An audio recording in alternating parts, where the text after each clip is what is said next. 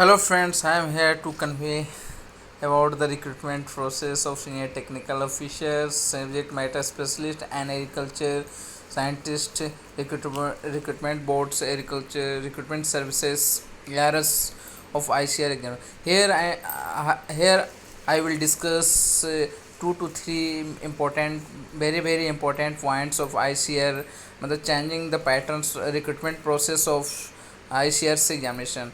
पहला पॉइंट ये है कि जो आपका सीनियर टेक्निकल ऑफिसर या सब्जेक्ट मैटर स्पेशलिस्ट का जो एग्जामिनेशन होगा इस दिस ईयर ऑनवर्ड्स, वो आपका आईसीआर एग्जामिनेशन आईसीआर कंडक्ट करेगा। दूसरा है कि जो आपका जो एआरएस जो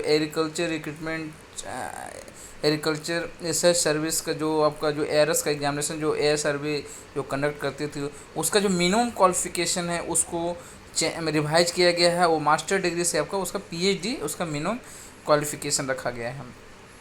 तो इस बस but this time onwards the students have very good opportunity about the vacancy of ICR examination like senior technical officers and subject matter specialist। इस साल से पहले अगर देखा जाए तो क्या आपका जो senior technical T6 and subject matter specialist का एग्जामिनेशन जो है आपका, चाहे जो रिक्रूटमेंट जो प्रोसेस था वो क्या है कि जो आपका आईसीआर का जो कंसर्न रिसर्च इंस्टीट्यूट था वो डायरेक्टली रिक्रूट करता था। बट इस जो दिस ईयर ऑनवर्ड्स जो आपका इसका जो रिक्रूटमेंट जो प्रोसेस है वो चेंज कर वो डायरेक्टली आईसीआर लेगा। तो इससे आपका क्या है कि जो maximum more and more number of candidates will be selected for these posts, and the candidates of agriculture and allied sectors have very good opportunity for this ports and उनके पास मतलब ये एक मतलब एक तरह देखा जाए तो उनके लिए बहुत ही अच्छा अपॉर्चुनिटी। बट एक मेजर जो चेंजेज हुआ है यार इसका, जिस इस साल से पहले के लिए जो था वो मिनिमम जो क्वालिफिकेशन आपका मास्टर डिग्री या पोस्ट ग्रेजुएशन डिग्री या एमएससी एमटेक डिग्री था। बट दिस ईयर ऑनवर्ड जो है आपका उसका जो मिनिमम क्वालिफिकेशन जो है का वो चेंज कर आपका पीएचडी कर दिया गया।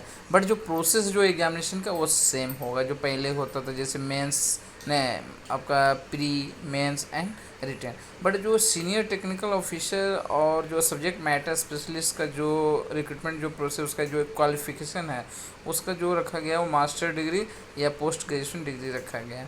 तो उसमें जो एग्जामिनेशन जो प्रोसेस होगा ये जैसे यहाँ तीन है, जैसे सीनियर टेक्निकल ऑफिसर हो गया, सब्जेक्ट मैटर स्पेशलिस्ट हो गया, चाहे एग्रीकल्चर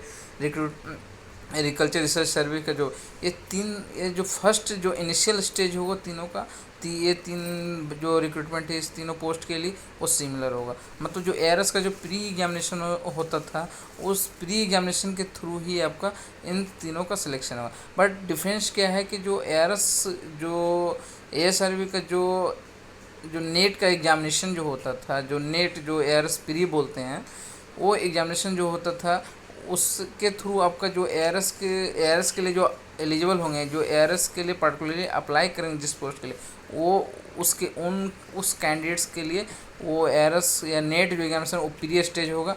बट जो सीनियर टेक्निकल ऑफिसर चाहे एसएमएस जो पोस्ट है उसके लिए वो एक तरह से रिटेन एग्जामिनेशन या मतलब कि एक इनिशियल स्टेज हो जाएगा। उसके बाद उनका डायरेक्टली जो अगर जो भी कैंडिडेट्स उस नेट के एग्जामिनेशन क्वालिफाई वो डायरेक्टली जो है आपका 1:5 रेशियो में आपका इंटरव्यू के लिए सेलेक्ट हो जाएंगे। और जो एआरएस के लोग क्वालिफाई करेंगे वो नेक्स्ट रिटेन स्टेज में चले जाएंगे, सेकंड स्टेज, उसके बाद उनका फिर इंटरव्यू होगा उसके। तो देखा जाए तो ओवरऑल देखा जाए तो जो एग्रीकल्चर एंड अलाइड सेक्टर के जो भी कैंडिडेट्स हैं, जो भी अप्लीकेंट्स हैं, उनके लिए दिस ईयर या onward ICR have very good opportunity for agriculture and allied sector students। तो ये जो है इस बार मतलब जो 2020 से जो है ये जो आपका ICR का बहुत ही मेजर चेंजेज किया गया है मिनिमम क्वालिफिकेशन और प्लस ये अगर देखा जाए तो ओवरऑल ये बहुत अच्छा अपॉर्चुनिटी है सभी कैंडिडेट्स के लिए। जो क्योंकि एक्चुअली में होता था कि पहले कैंडिडेट्स जनरली चाहते थे कि भाई जैसे एमटेक कर लेंगे चाहे पोस्ट मास्टर डिग्री का, उसके बाद उनका क्या होगा। तो उनके लिए बहुत अच्छा अपॉर्चुनिटी है कि एक तरह से देखा तो ये मतलब कि क्या बोलेगा, एक इंटीग्रेटेड टाइप का हो गया कि पहले था कि SMS STU को अलग अलग इंस्टीट्यूट, इस बार है कि कॉमन एग्जामिनेशन होगा। तो जो कैंडिडेट्स हैं, जो एवरेज कैंडिडेट्स भी हैं, उनके लिए भी बहुत अच्छा अपॉर्चुनिटी है, जो बहुत अच्छे हैं उनके लिए तो है ही है ही। तो आप जो भी कैंडिडेट्स खासकर एग्रीकल्चर लाइट सेक्टर के हैं उनके लिए बहुत अच्छा अपॉर्चुनिटी है। और आगे जो भी अपडेट्स ICAR के होंगे इसके अलावा, वो मैं आप लोग को वीडियो के थ्रू बताता रहूँगा। चाहे आप जो भी जो इन सभी एग्जामिनेशन के लिए प्रिपरेशन कर रहे हैं वो ICAR का साइट्स पे हमेशा अपडेट रहें, क्योंकि ICAR जो है हमेशा कुछ ना कुछ जो देखा जाए कि डे टू डे जो आपका जो आउटपुट, जो रिसर्च आउटपुट है, चाहे जो भी इन्वेंशन हो रहा है वो अपना साइट पे अपडेट करता है, ताकि आपका जो एग्रीकल्चर लाइट से जो GK है वो आपका अपडेट होते रहेगा और आप एग्जामिनेशन में और अच्छा करते जाएंगे। तो आप वो इसी बहाने ही आप ICAR के साइट को भी डे टू डे जो है अपडेट की अपने आप में अपडेट कीजिए, ताकि आपका जो GK है, मतलब एक तरह से देखा जाए एग्रीकल्चर का, वो आपका बहुत अच्छा होता जाएगा। और साथ ही आपका एग्जामिनेशन का जो है प्रिपरेशन वो भी बहुत अच्छा होता जाएगा, ताकि आप जो है एग्जामिनेशन में अच्छा स्कोर्स कर सकते हैं जिसके थ्रू। तो और विशेष जानकारी के लिए आप हमें डायरेक्टली कॉल कर सकते हैं 8287092948 पे, और आप हमें ईमेल भी कर सकते हैं pawan.btag@gmail.com।